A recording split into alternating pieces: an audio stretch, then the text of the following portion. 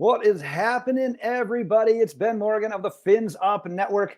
Are you ready for some football? Monday night primetime slot. We're actually sharing the primetime slot. It's this very random Week 14 Monday night doubleheader. The Packers and Giants are also playing at the same time slot.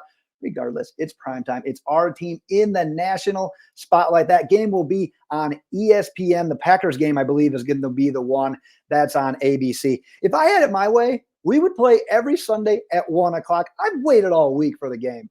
Give me my game. Let me just shoot that into my veins, that Miami Dolphins football. Unfortunately, we got to wait this week, but at the end of the day, I know on Monday night, I'm going to be completely jacked for this game. So I digress at this point in time. But this is our final preview and prediction video for that Monday night game against the Titans. We're going to be hitting on some of the latest team news, injury news. I had viewer questions come in throughout the week. We're going to tackle as many of them as we can get to. We'll end with our final score prediction. That's where you come in as well. First and foremost, if you haven't subscribed yet, make sure you are doing so. I'm experimenting with a button that's somewhere over in this area. I don't know if it works yet. So if you haven't gotten subscribed yet, click it, subscribe. Let me know in the comments if it does work. But then also in the comments, drop your final score predictions. I want to see how you have this one playing out. Let's get the scroll going. I am recording this Saturday morning. So typically on the scroll, I've got the final injury report. However, I do not have that on the scroll for this particular video.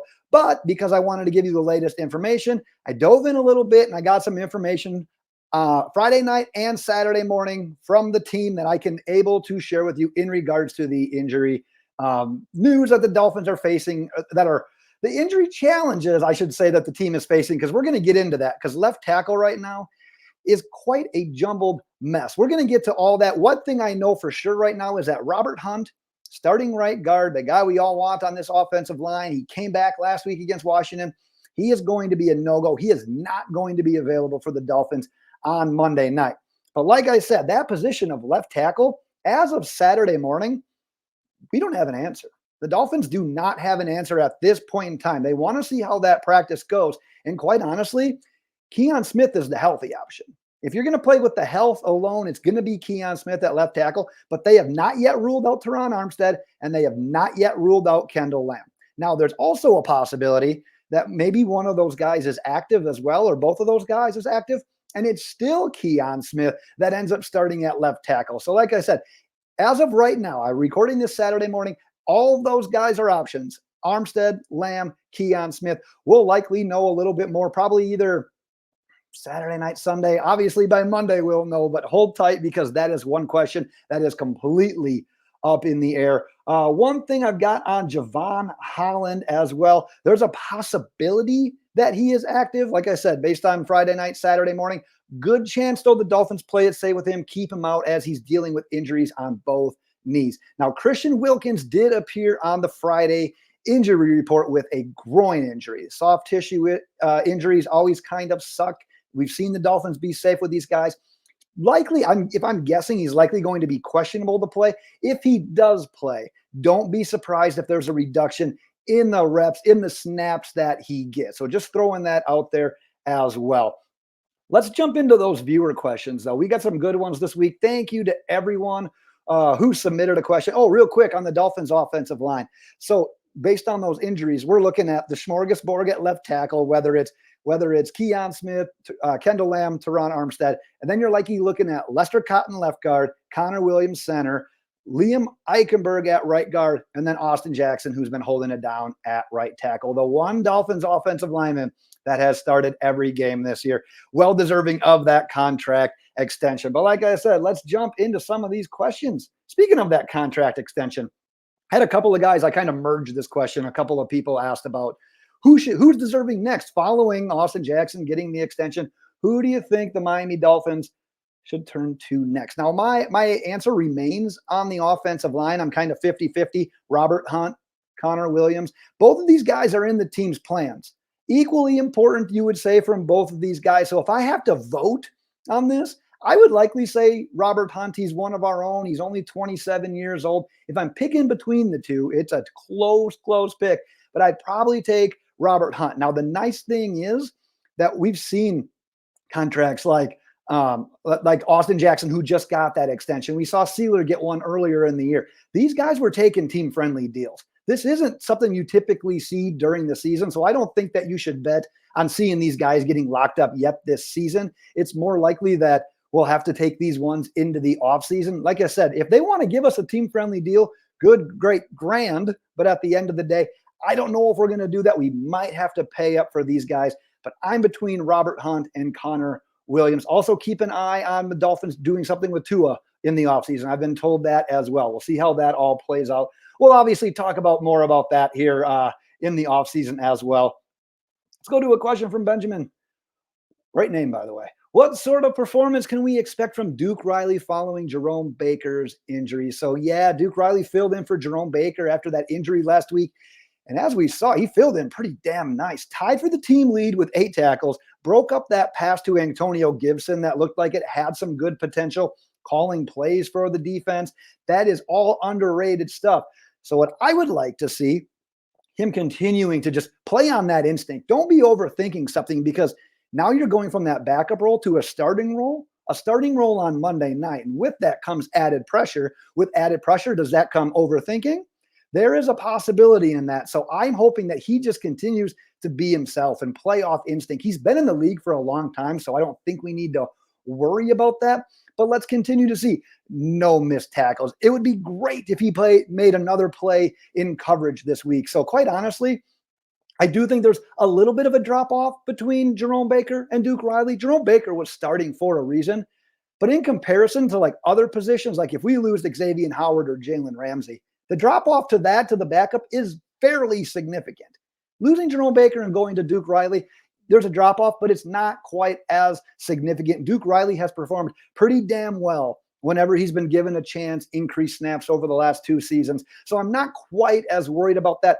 To note as well, Calvin Munson was signed to the Dolphins 53-man roster from the New England Patriots practice squad. So we got a familiar face back. Jerome Baker was indeed placed on IR. Let's go into this one. Who is your defensive MVP for the Dolphins so far this season? Question coming in from Joseph. I actually love this question. I think there are multiple good answers. So one more assignment for you. I want you guys to answer this question as well. Put it in the comments, because I'd love to see where other people are with their answer. Because quite honestly, not that I think my own answer is wrong. I just think it's fairly unique, because I'm going to go with Jalen Ramsey. And I say it's unique because we've played 12 games and he's played less than half of them? I'm still going to go with Ramsey, though, because guess what? Our defense has been lights out ever since he has returned. It's because of everything that he does. He allows Kader Kohu to move back to the slot cornerback. He makes it so that Xavier Howard doesn't have to travel around to different spots. And guess what? He's given our edge rushers more time because of that lockdown coverage to get to the quarterback. So I truly think it helps that we've been playing some lesser teams. Obviously, our defense is now ranked 6th in total yards allowed per game. A lot of that can be chalked up to the lesser quality opponents, but at the end of the day, I'm not going to take anything away from Ramsey or this defense. They have been performing. They're playing the teams that are on the schedule. So I'm going to go with Jalen Ramsey. Let's go. We got one here from John.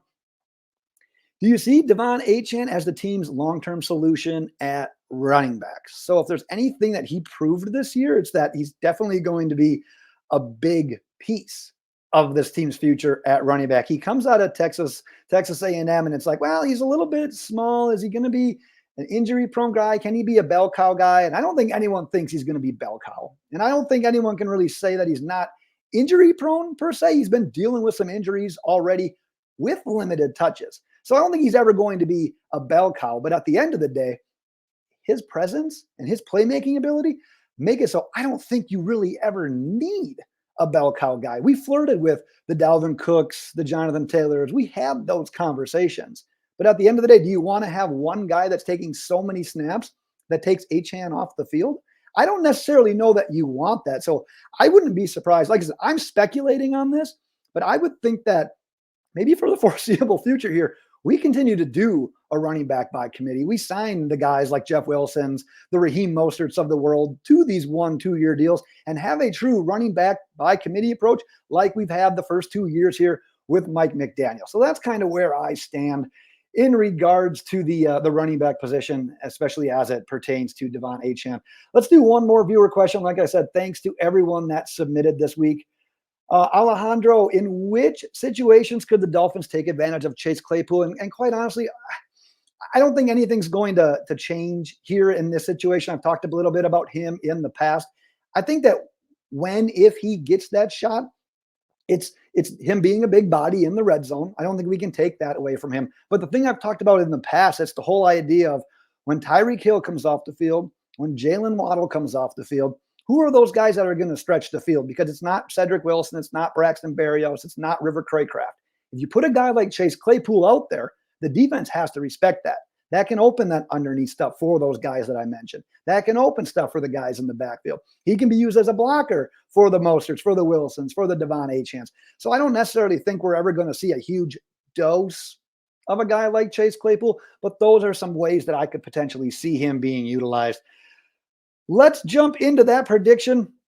I absolutely love when I'm able to put the Dolphins in that 30, 40 point range. And I don't think anything's going to change again this week. And like I said in this week's first preview video, if you haven't checked that one out yet, go ahead, check that one out as well. We talked top matchups, keys to victory. We talked all that good stuff.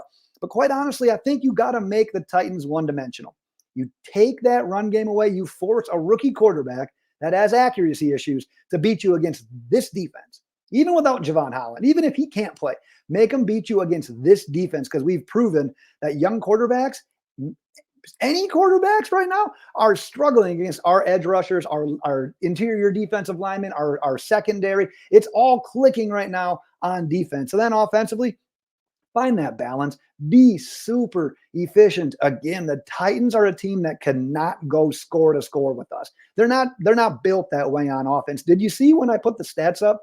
Their main playmakers, it's Derrick Henry, it's Tyjae Spears, and then it's Nuke Hopkins. It's DeAndre Hopkins. Outside of that, they don't have a pass catcher that's going to make you be feared whatsoever defensively.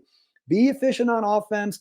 Limit those punts. Let's get points on, I don't want to say all of our possessions, but let's get points more often than not. This team is not going to be able to hang with us. Don't beat ourselves. Limit their ground game. Be efficient with our drives on offense. And I honestly think we cruise to a victory of at least double digits in this one. But like I said, I want to hear from you as well. Drop your final score predictions in the comments. Let's carry on the conversation leading up to game time. I don't know exactly when the recap video is going to release for this one. It's either going to be obviously super late Monday night, or we'll get that one out on Tuesday for you. But as always, Dolphins fans, enjoy this one. Let me know your final score predictions. And until next time, Fins up.